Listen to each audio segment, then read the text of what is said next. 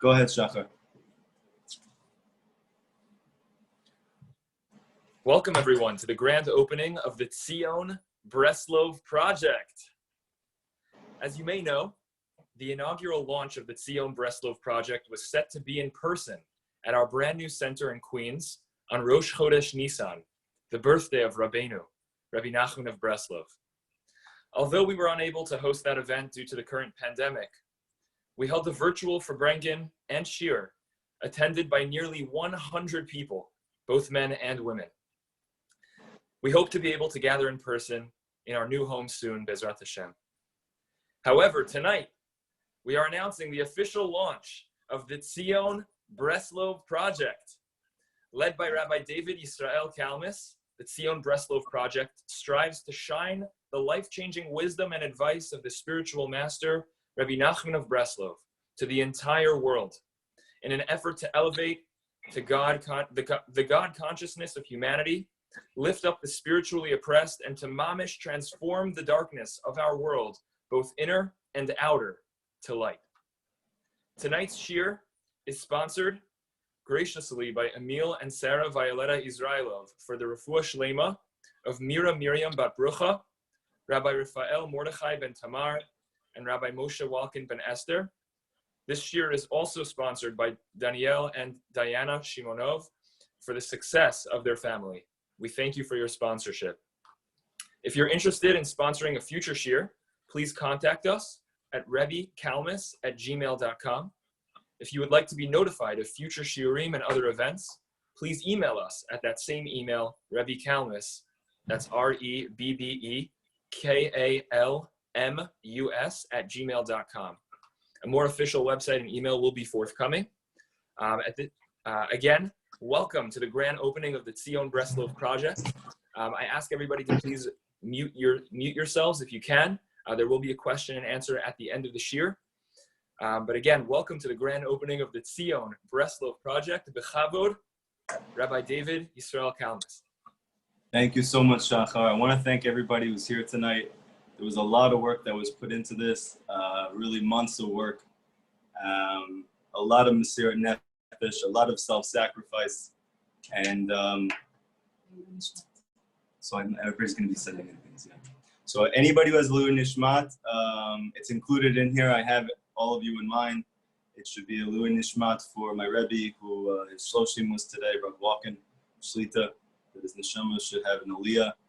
And for all the Jewish people who passed away recently in the unfortunate epidemic of the virus, and for anybody else, and obviously as well, Refuah Shlema, complete healing for every single person who is suffering, both physically and spiritually, mentally, emotionally, psychologically.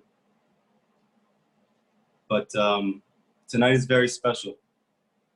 In terms of the Sfirot, we are actually in the very middle point of the days. There's 49 days. This is right in the middle. This is Netzach Shebenetzach. What is the quality of Netzach? What is that? So in terms of Chassidut, in terms of Kabbalah, they explain that Netzach is boldness. It's a commitment to the truth, regardless of where it takes you and what you're confronted by. Whether there's naysayers or supporters, but a refusal to move away from truth. It's a resilience as well, that no matter how many times that you fall, you start over again.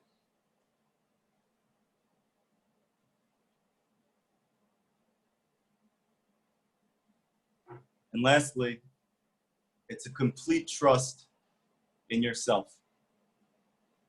To trust yourself truly, not your fears, not your anxieties, not your sadness, not your society-driven consciousness, but who you really are. What drives you? What do you yearn for? What do you dream about? When you're true to that part of yourself, it's called Netzach. It's called boldness.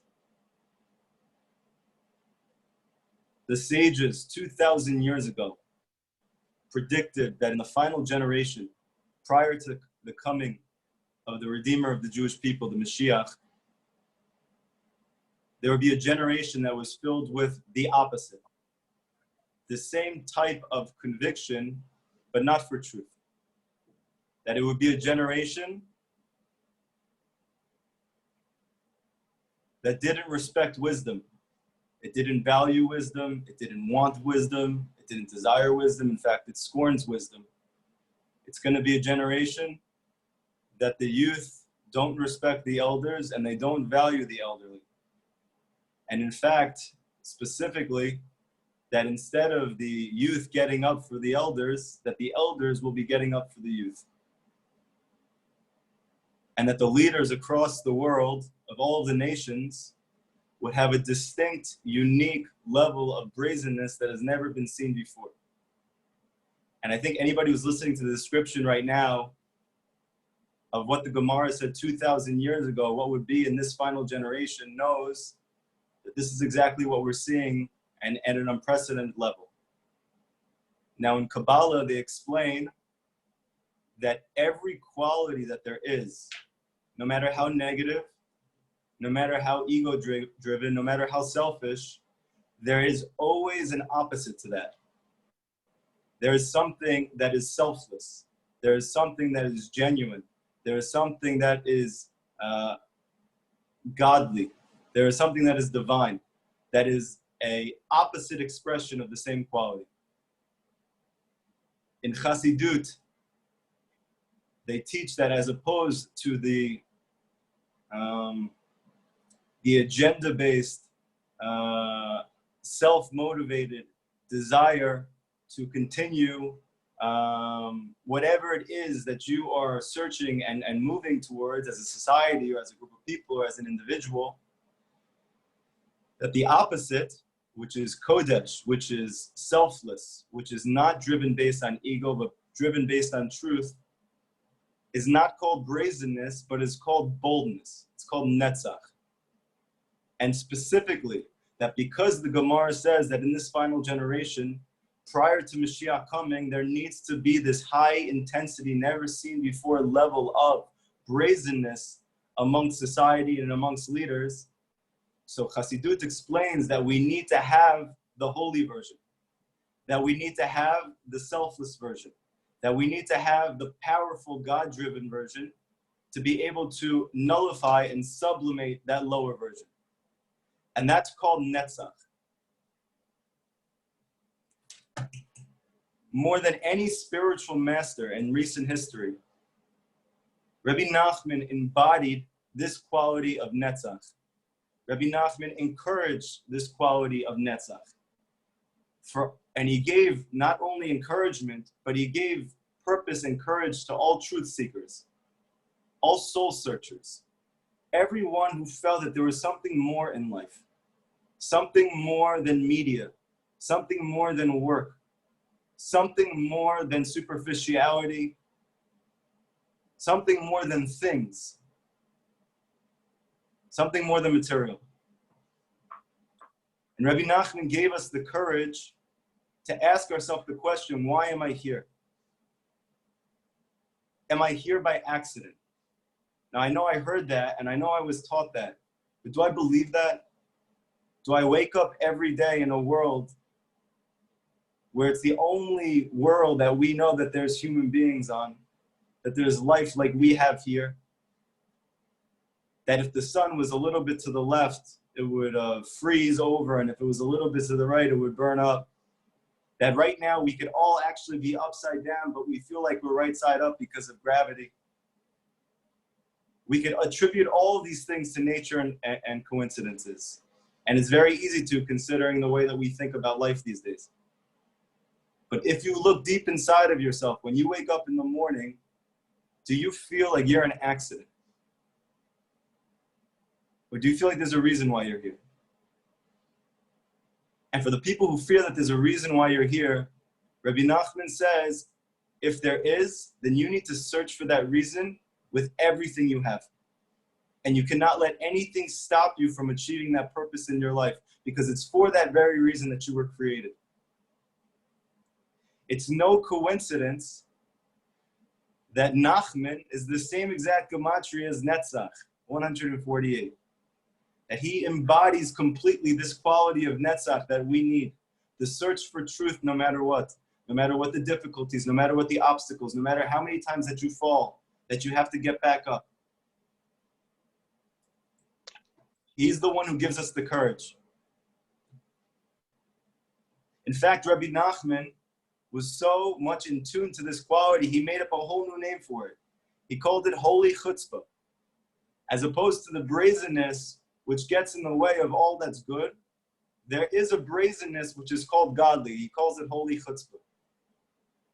And it's very clear from Chassidus that the Jewish people are going to need a lot of holy chutzpah to bring the Mashiach in the end.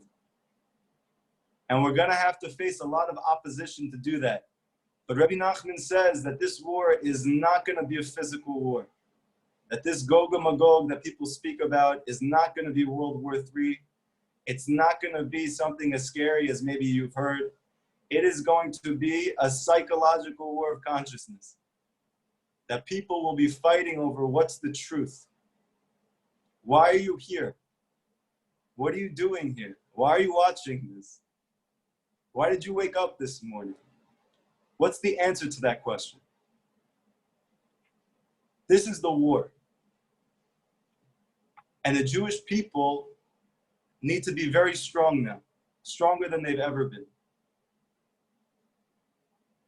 Rav Nachman himself, in his lifetime, he faced unbelievable persecution.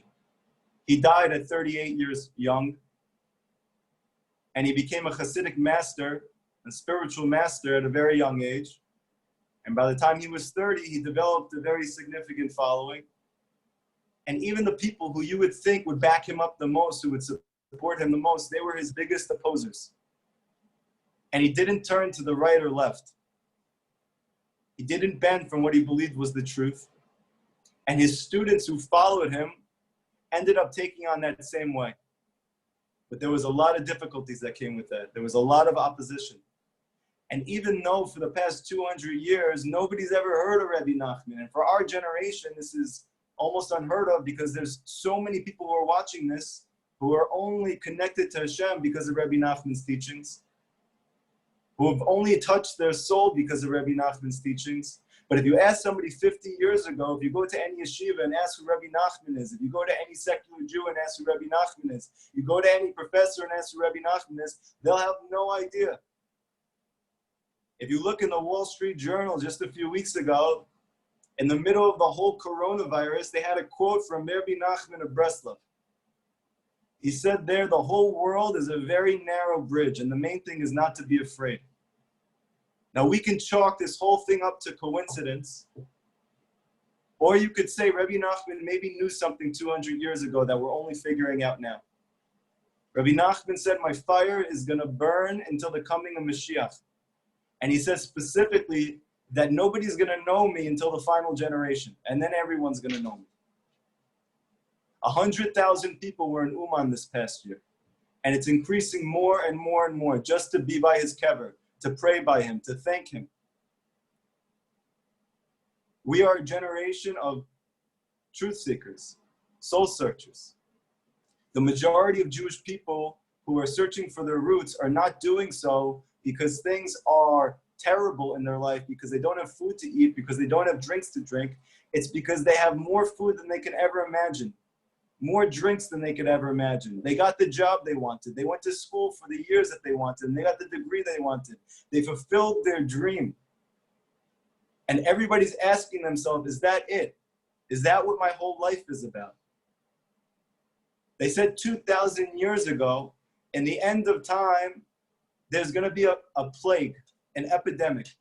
It won't be one for food. It won't be one for drink. Everyone is going to want Davar Hashem. They're going to want to know who Hashem is. I'm only sitting here today alive because of Rabbi Nachman. I only believe in Hashem as much as I do because of Rabbi Nachman. He has given me courage. He has given me life. He has given me truth. Every single person who has experienced his sweet, beautiful, deep wisdom cannot help but feel anything except for close to the source of existence. And not only to him, but to yourself. No time more in history do we need Rabbi Nachman than now. You know, we planned on making this whole organization before the coronavirus started. And with this whole thing, there's a very good reason not to even move forward right now. But at the peak of this whole thing, I remember the teaching of Rabbi Nachman.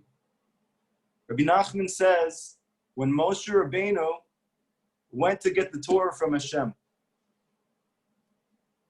it was very dark on top of that mountain. And the Jewish people, even though they were so excited to finally see who created us, why are we here? That when the moment came to actually do it and they saw how dark it was on top of the mountain, they all stayed back. Yeshua went up a little bit more. Aaron went up a little bit more. The elders went up a little bit more. But only Moshe went all the way up the mountain. Rav Nachman said, why did Moshe go when it was so dark? Because Rav Nachman says that the greatest revelation of godliness comes in the deepest darkness. This is a very dark time right now in history. Many people right now are out of work.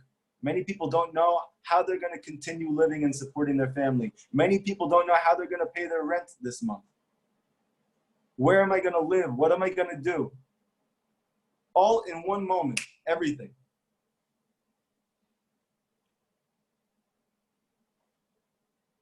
It's Rabbi Nachman's guidance and wisdom, specifically in this time, that can reveal the godliness that's more present now than when this is not going on. Because Rabbi Nachman's biggest advice to every single person, not just Jewish, non-Jewish, anybody, is that you take time alone every day to contemplate your life and why you're here. Because if you don't do that, you're not going to move towards that. And if you don't move towards that, you're never going to be happy. And everybody wants to be happy. What's the term for that? It's called hibodedut. It means to be secluded alone by yourself with Hashem. Now, how interesting is it that everybody in the world right now is in seclusion? That in the year that's supposed to be a year of wonders, that everybody's waiting for the Mashiach to come, that Rabbi Nachman says that for Mashiach to come, we all need to be doing hibodedut and talking to Hashem and being alone with Hashem. That every single person across the globe, in what Israel, they call it bidud, this term of seclusion, that you have to stay home and you can't leave, it's called bidud. So the whole world is in bidud. Everybody's doing hibodedut right now. So most people, they can't wait to get out and they have no idea what they're going to do. Or we could take what Rabbi Nachman says to heart. Maybe Hashem is more here than even in the past. Maybe there's a godliness, there's something beautiful to be found right now that you couldn't find before. Maybe there's a reason that nobody can do any of the things we were doing before. Working and toiling and distracting. We can't do it anymore. And while we're all waiting to go back to that, maybe we're supposed to take time right now and to think to yourself, what is my life about? What's important to me? What do I want to spend the rest of my life doing? Who am I really? Was I ever that person? Have I ever truly expressed who I was? Have I always acted like something? Or have I been who I truly am? This is bidud.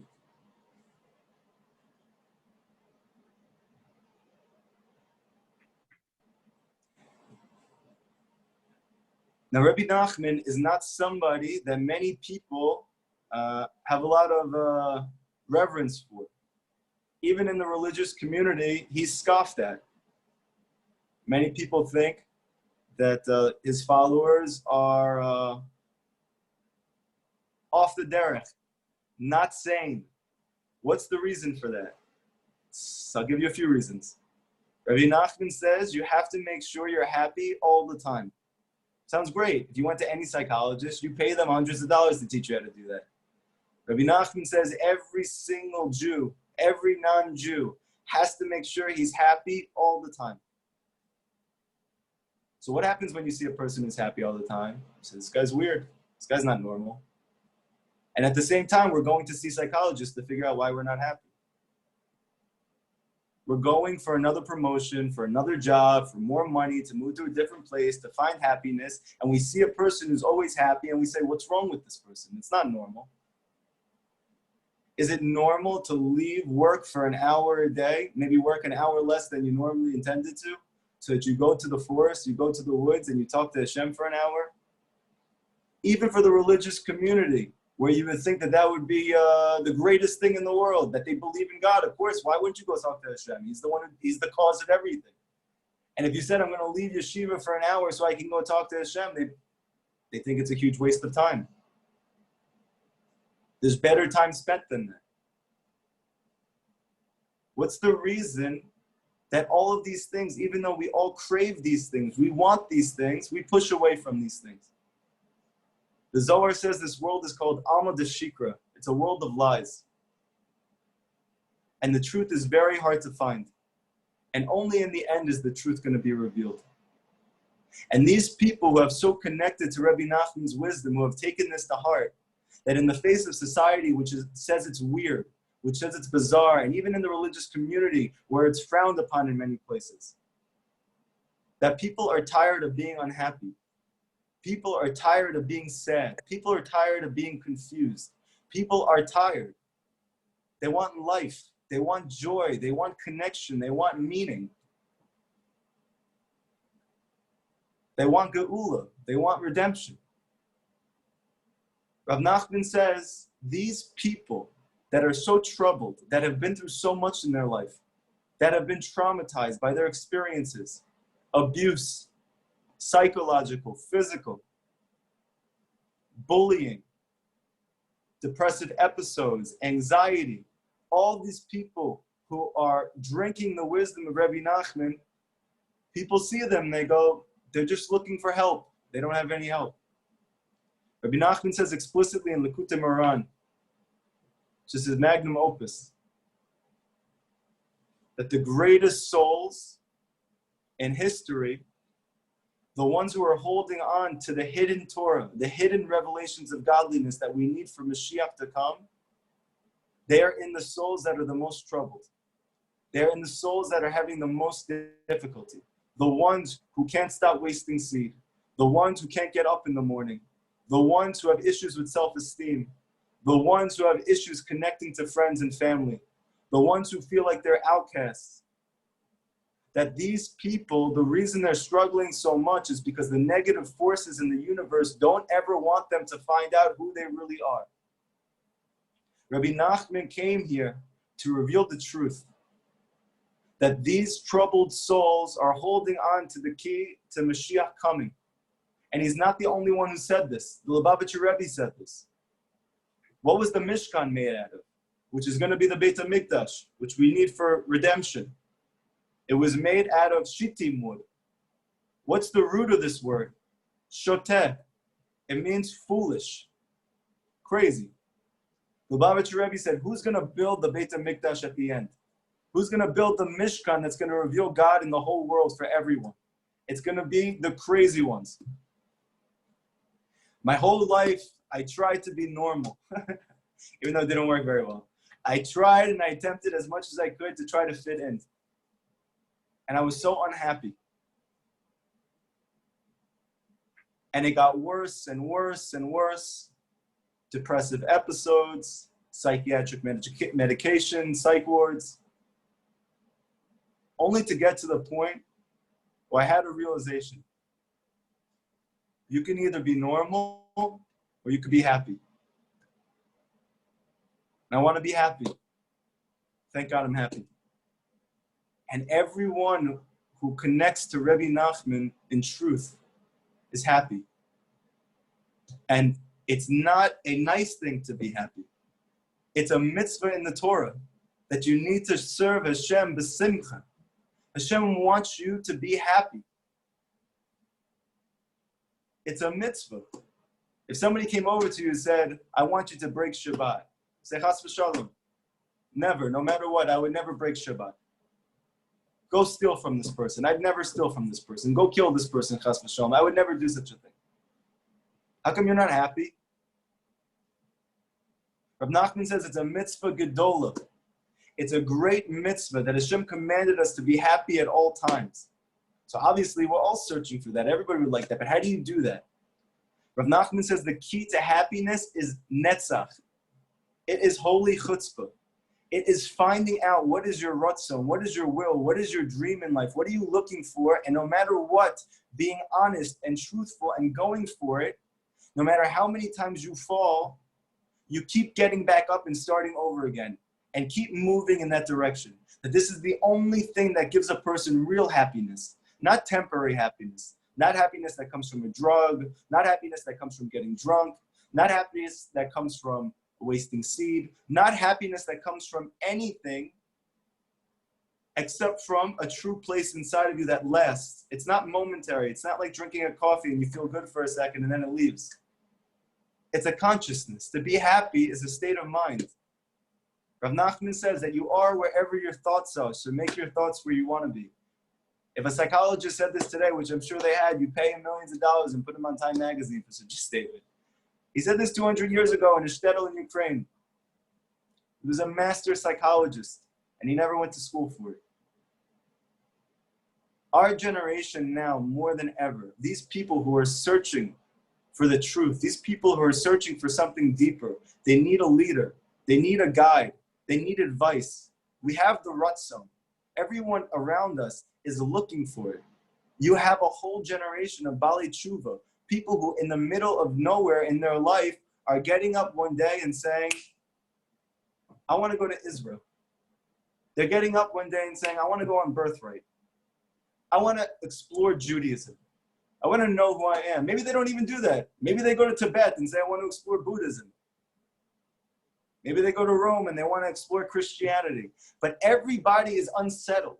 There's something that's unsettling amongst the generation, that we have this angst of never feeling settled. And people want to say it's because we have high expectations and we need to lower those expectations. Maybe. Or maybe we just don't know what we're looking for. That the reason we're unsettled is because we're not finding out who we are. We're all searching desperately for it. In this time period of the coronavirus, where all you can do is sit at home and think, let's think about something positive. Let's think about something constructive. Let's think about something that after this coronavirus is over, is going to put you in a position not just to go back to life as you know it, but to renew your life, to actually live. The Torah says, Hashem says, I give you life and I give you death. Choose life. Why would the Torah say that? Why do you need the Torah, the spiritual guide to reality, to tell you choose life? Who's going to choose death? Who would choose that? And the answer is that they look the same. And even if you keep pounding your head against the same rock, against the same table, against the same chair, against the same workplace and desk place, against the same relationship, your own head, continuing in the rat race and not finding what you're looking for, you have another choice. You can choose life. You can't deny that there was a Moshe Rabbeinu. The Jewish people could not leave Mitzrayim. They were enslaved in Egypt for over 200 years. They could not leave because they had been slaves for too long. They didn't even know what it meant to be free. They didn't even know what it looked like. Why was Moshe Rabbeinu never a slave? The Gemara says that a person who's in prison cannot release himself. What does that mean? Again, you need the Gemara to teach you that? Of course a prisoner can't release himself. It's saying something very deep. We're all prisoners of our perception. We have a societal perception of reality, and it's imprisoning all of us. And we don't know how to get out. And we don't even know there's something wrong. Rav Nachman says that there's two levels of concealment of godliness. One level is that you know that you're not feeling connected to Hashem right now. You're not connected to the source. You don't feel unity or attachment or peace. You feel that type of angst. That's one level of concealment. Rav Nachman says in the final generation, there's going to be a star best star, a concealment within a concealment. What does that mean? Rabbi Nachman says the concealment of godliness is going to be so intense in the last generation before the coming of Mashiach that nobody's even going to know there's anything missing. Nobody's even going to know that there's a God, that there's something to look for, that there's something to hope for, that there's something to yearn for. That's how deep the concealment, the galut, the exile is going to be. But Moshe Rabbeinu was never a slave. And because of that, because he was not a prisoner, he was able to go into the prison of Mitzrayim and to take the Jewish people out because he told them, listen, you've been doing this for years. You're not happy. You don't feel peace. You don't feel connected, but you don't have to do this anymore. Because there's a place called the land of Israel. And that's a place of freedom. And Hashem created that place for you. That's your home. Mitzrayim is not your home. The sages teach that Mitzrayim is not just a physical place. It comes from the word Meitzarim. It means constriction, like an awl around the neck. When you're mochin, when your consciousness is in exile, that's called Mitzrayim. That's us right now. The sages say that at the end, when the Redeemer comes, it's going to be exactly like the Jews who were taken out of Mitzrayim. But we're not in Egypt, so how can you say that? And the answer is we're still in Egypt. You have a mitzvah d'oraita every day to remember the fact that Hashem took you out of Mitzrayim. Why? We left thousands of years ago. The answer is because we haven't fully left yet. Rav Kook says that when Hashem took us out, he said with a strong hand and an outstretched arm. Rav Kook said, what does it mean? Both. Why don't you just say one? It sounds poetic. Rav Kook says not poetic. The strong hand is what Hashem used to take us out of Egypt after 200 years of torture and slavery. The outstretched arm is the next 2,000 years until Mashiach comes, that Hashem is taking us out of Mitzrayim every single day. We never fully left.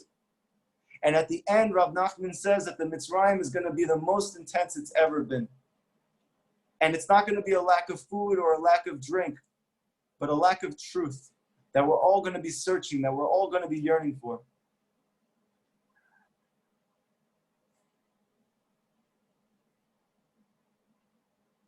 What is Tzion? What is this? Why do we do this? Why do we put this together? What's the motivation?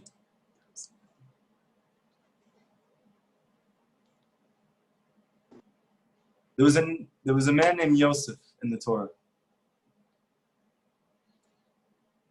Yosef was the youngest of his brothers. And his other brothers were the first Jewish sons of Israel. We have the name Bnei Yisrael, the children of Israel. They were mamish, the children of Israel. Yaakov's name was Yisrael, and his 12 sons were called Bnei Yisrael, the sons of Israel. And Yaakov taught his children what would forever be our destiny, to reveal godliness in the world, to reveal light in the dark, to take oppression and servitude and turn it into freedom, to reveal the unity and oneness of creation, of Hashem, of the Jewish people, of the nations of the world, that everything is one. All of a sudden, Yosef comes along, and he's different. He thinks differently, he acts differently, he's flamboyant, he's innocent, he's naive, and he has dreams. Dreams of peace, dreams of love, dreams of truth. He told his family these dreams, and his brothers hated him. They resented him. They were worried about him. They were concerned. Why were they concerned? Abraham sacrificed his whole life to begin the journey back to self. Yitzchak continued that journey. Yaakov went all the way with it. And for the first time in history, someone was able to have a group of children who would become the bearers of truth for all of history. There was a lot at stake. And Yosef said, I have a different vision than maybe we intended. And they were threatened by him. What did they do to him? They took him and they threw him in a pit. They bullied him. They ostracized him. They put him in Cherem. They stuck him in a pit.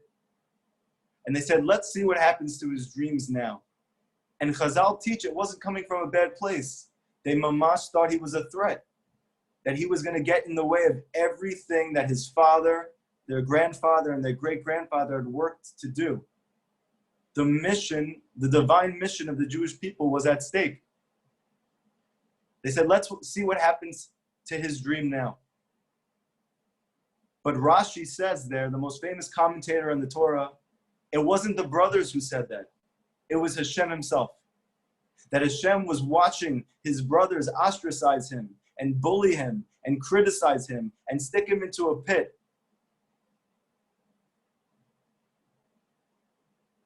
And Hashem, ironically, said, let's see what happens to his dream. Because my dream is his dream.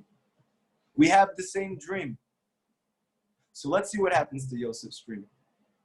And what happened to Yosef? That was just the beginning of Yosef's suffering. Yosef then spent many years as a slave in a foreign land. And he maintained his joy and his happiness. And the people who he worked for as a slave believed in God by the time that he was done working with them, because he never stopped talking to Hashem, the Midrash said. Every single time they asked Yosef to get something, can you go get me a cup of coffee? Can you get me a tea? Yosef said, Hashem, please help me to get a cup of coffee for this person.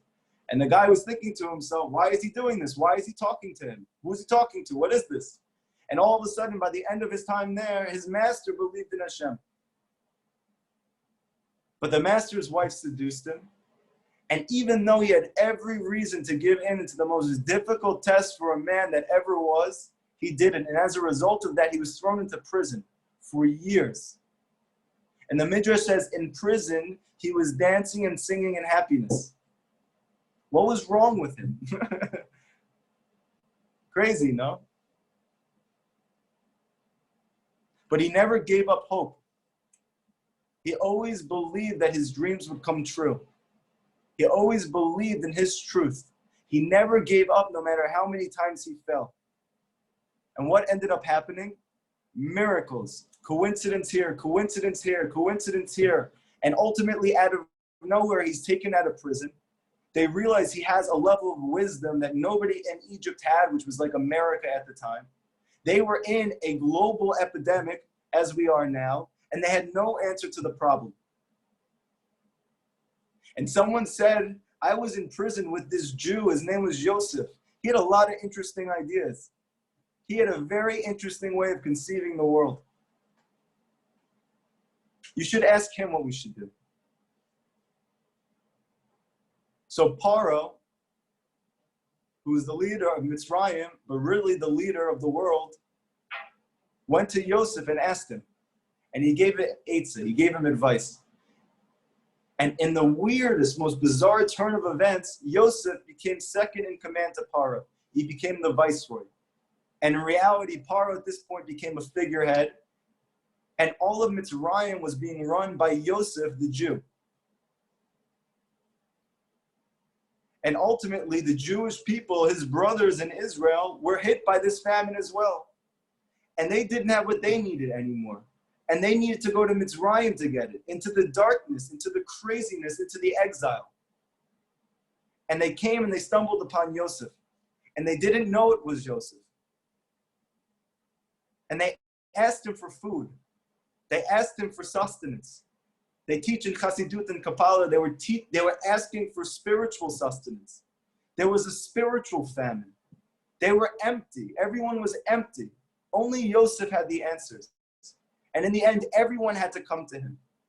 And in the most bizarre turn of events, even though Yosef had every reason to hold against his brothers what they did to him, he had such love and empathy for them that he revealed himself to them.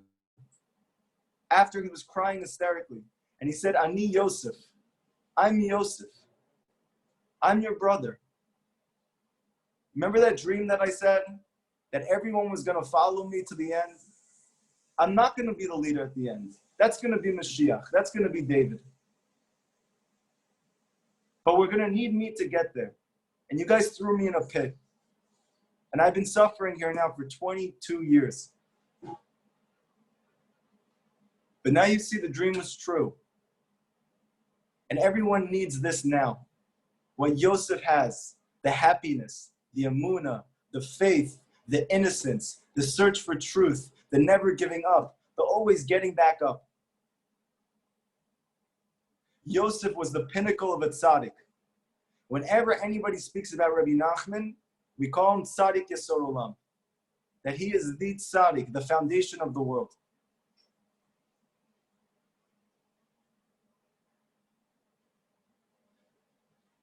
If you look at the name Yosef, it says in the Midrash that everything that happened to Yosef happens to Tzion.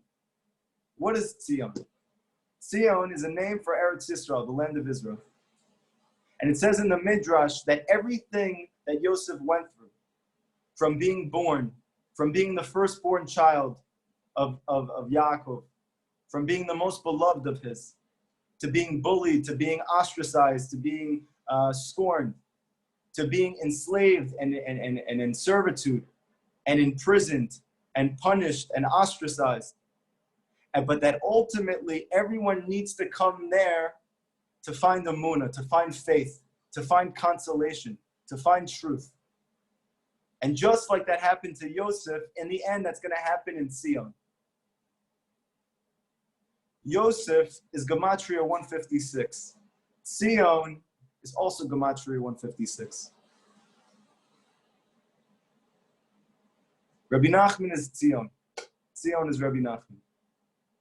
In a generation where everybody's searching for a solution to the disease, not just the physical disease, the disease of lack of meaning, the psychological epidemic, that we've never had higher rates of depression and anxiety, that we've never had higher rates of substance abuse, of alcohol abuse, that we've never had more people contemplating suicide, yet for the first time in history, everybody has exactly physically what they need.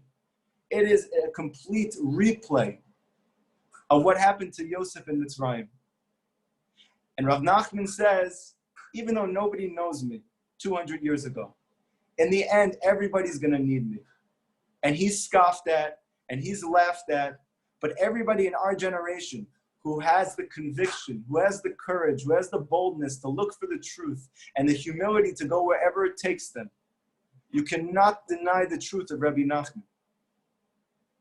You cannot deny his wisdom.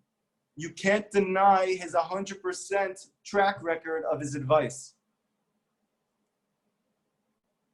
Moving forward, Bezrat Hashem, 5 days a week, 5 nights a week, we're going to be having classes similar to this, sometimes only for men, sometimes only for women, on Sundays for both, like we're doing now.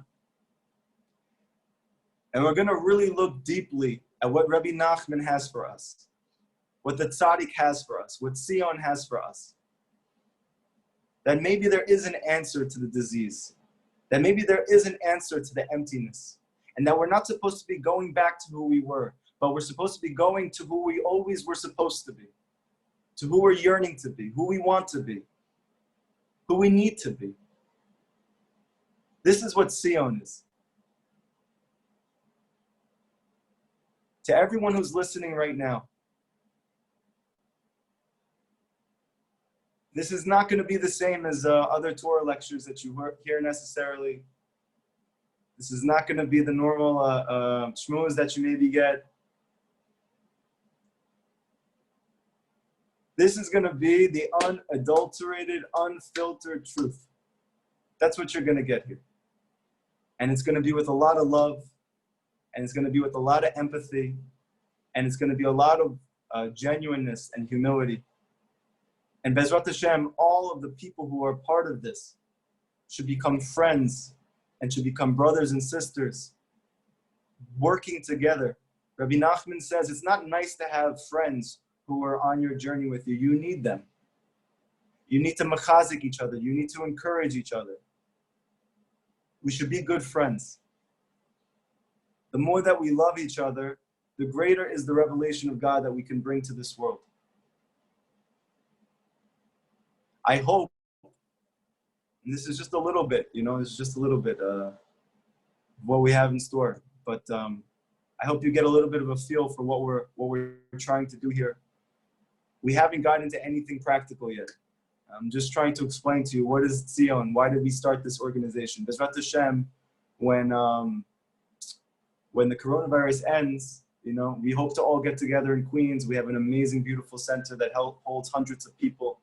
That one of my students who went to Uman this past year, who was inspired there, decided to make in his new house, the bottom floor, the home of Tzion. It should be unbelievable, really something mamash special. I've already spoken to leading Breslov authorities. They already are a big fan of the Tzion Breslov movement.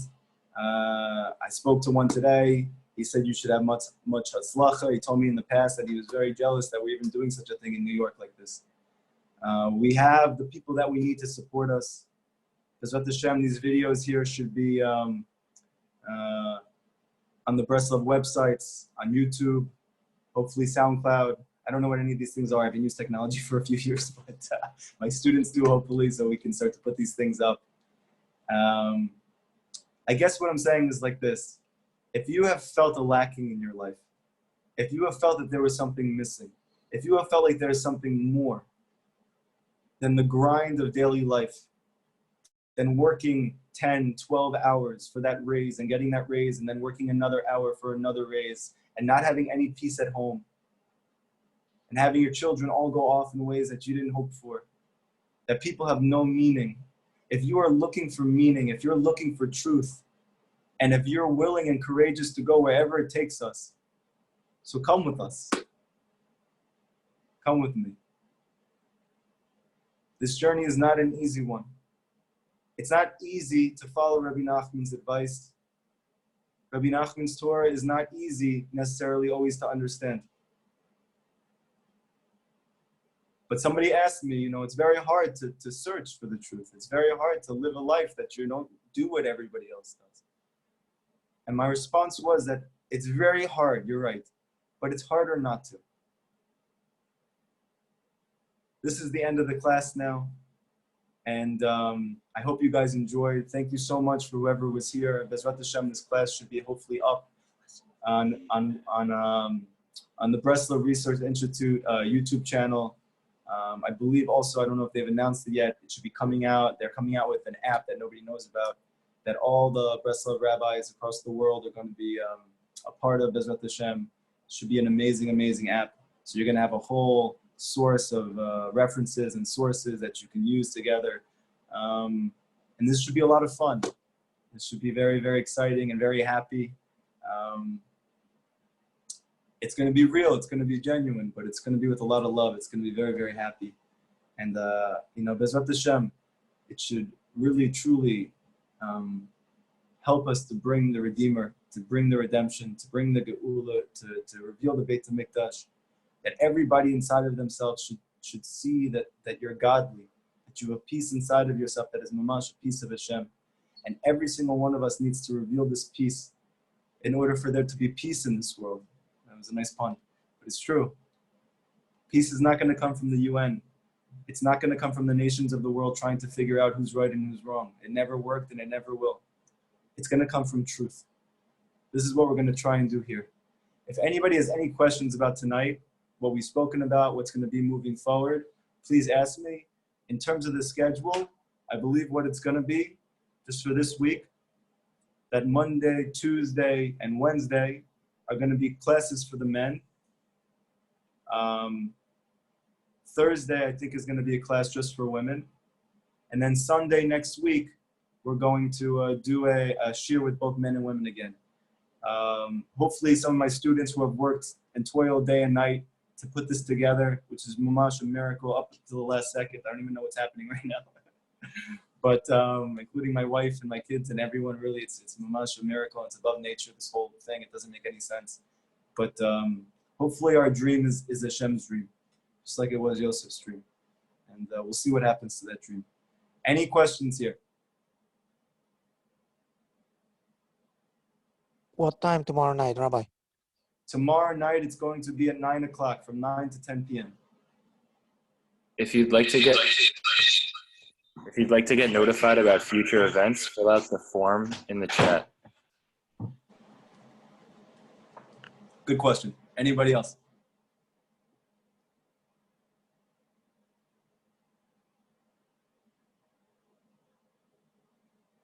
By the way, just before, if you have questions, by the way, you can text them in if you don't want to show yourself. That's okay. You can text in your question as well. It's very important to ask questions. The Torah teaches a person who doesn't ask questions never learns. It sounds obvious, but it's really true. And Rav Nachman says specifically that when you ask questions, it should be practical, meaning, what am I supposed to be doing with this? What's the next step now? Not, okay, so it's inspiring, but now what? So if you have any questions, please ask them now. And what's next? Those type of questions. What should we be doing now? What will the coming shiurim cover? Very good question. That's one thing I want to speak about. So for the past few years, we've had an amazing chabura, group of guys that have toiled day and night to learn this wisdom. And really, if you ask any of those people who are in this group and have put this together, and everybody has dedicated their heart to this, it's really mamash like the Mishkan, that the people who are involved, it's just purely coming from their heart and from what the changes that they've experienced in their life, in their family's life, in their spiritual life, in their physical life, and the blessings that come with it, that everybody who's here is so involved in it. And we've been learning Likutei Moharan for the most part. Likutei Moharan is Rabbi Nachman's magnum opus. It is a book which has wisdom that you can learn your whole entire life, every single day. It is the source for all of the wisdom that the Breslov rabbis across the world are inspiring people with, whether it's Rav Shalom Arush, or Rav Chaim Kramer, Rav Lezer Brody, Rav Moshe Dror. So therefore, when we started a few years ago, we started with the first lesson in Likutei Moharan. And I think tomorrow night, we're going to go back to the beginning. And now, instead of just doing it with the 5 or 10 guys that we had to start with, now, thank God, we've had more. Hopefully, with all of you, we're going to go back to the beginning again and start the very first lesson together. That first lesson changed my life. And you'll see what it is tomorrow night at 9 p.m. And we'll go back to the beginning and we'll do it together. But that's going to be the majority of what we're going to cover. We're also going to do Likutei Halachot. Likutei Halachot is a book which is an amazing book. There's no other book like it. That Rabbi Nachman's main student, Rav Natan, he took all of Rabbi Nachman's wisdom in Likutei Moharan, which is the deepest secrets of creation, and the most practical advice that you could ever find. It's both. And he used that to explain all of the laws of Judaism. And for most people, especially our generation, it's very dry for us. It's very hard for us to learn Jewish law, and there's no interest to do so. But Rav Nachman says it's a very big mistake not to, but you need it in the right way. So Rav Nachman told Rav Natan, I want you to take my Torah and to use it to explain all the different Jewish laws. That's called Likutei Halachot. We are going to be doing that as well. Someone asked, what about for the women's only class? So we've been doing a women's only class for months now, every Sunday. It's been an amazing success. The women have been incredible.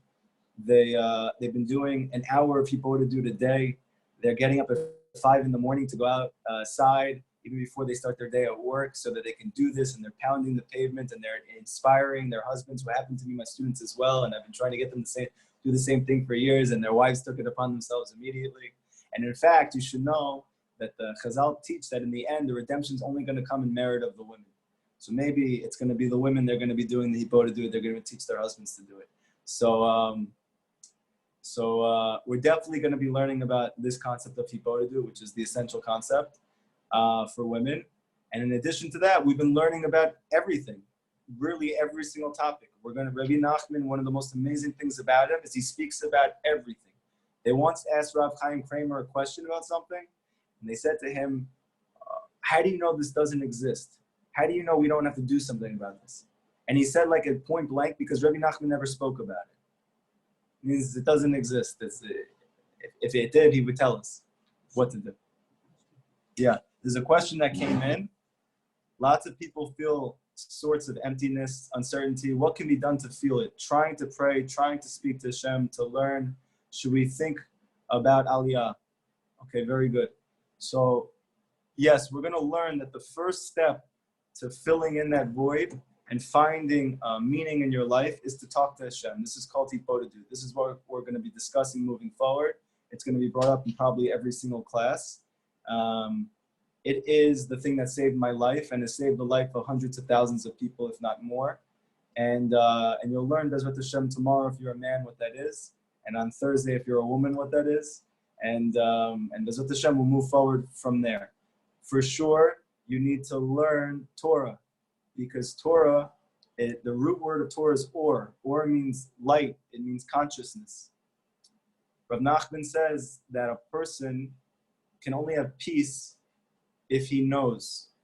The reason why a person suffers is only because he doesn't know who he is. He doesn't know who Hashem is. So for sure we need to learn Torah, but not just any Torah. We need to learn this type of Torah, Rabbi Nachman's Torah. So that's also what we're going to do. Asked about making Aliyah. Rabbi Nachman says in many places that every single Jewish person should be yearning and praying and crying every day to want to live in the land of Israel. What's the reason for that?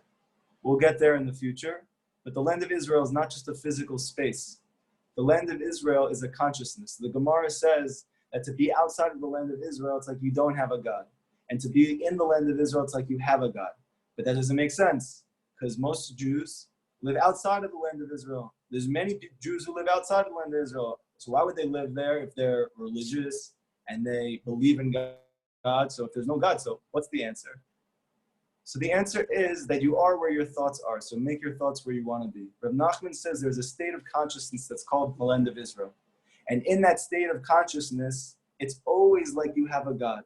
Meaning, you realize Eino Milvado, there's nothing else besides Hashem. That everything that I think is coincidence, that everything that I think is happenstance, is really Hashem. If you feel that, if you experience that in your heart, that you experience meaning and truth and peace in your life, that's called living in the land of Israel, because you are where your thoughts are. So for sure, making Aliyah, not just physically, but spiritually, should be the prime concern of every single person, not just Jewish, about elevating themselves to live in the land that's called the land that's like you have Hashem. And you are where your thoughts are. So we'll learn more about these things moving forward. Any other questions? Has there ever been instances where people... I can't do it from there. Will the class be posted today? Will the class be posted today? Bezrat Hashem, I certainly hope so. Anybody else? No? Okay. Any other questions? Thank you so much, everybody. This was an amazing, amazing experience. I think I've waited 31 years to have a conversation like this with people. So thank God. If it wasn't good for you, it was definitely good for me. And I really appreciate everyone here who has put in the effort to come to try something new and to be open to it and to be brave enough and courageous enough to have netzach, to be bold, like Rabbi Nachman teaches that we have to find out who we really are and to search and to pine and to toil for that and to fight for that your whole life until the truth is revealed at the end.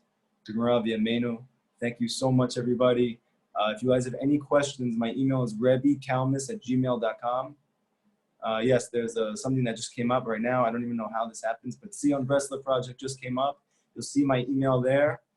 We probably will have a different email in the future that's called tzionbreslovproject@gmail.com. Somebody said, is that also the quick pay info? Yes. So we have a quick pay Chase bank account.